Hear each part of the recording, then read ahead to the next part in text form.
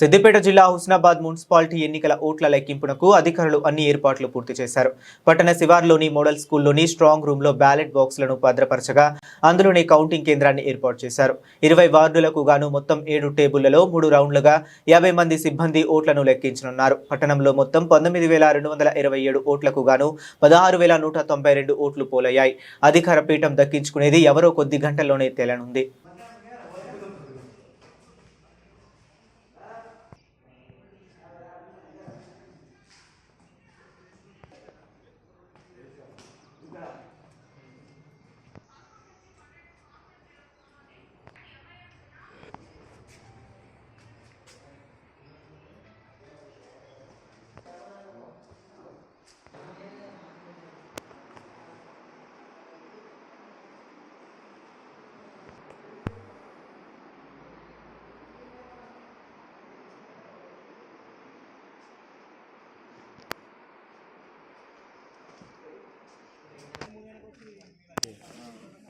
తమ్ముడు కాబట్టి ధైర్యమే లేకుంటే నాకెందుకు కాదమ్ముడు.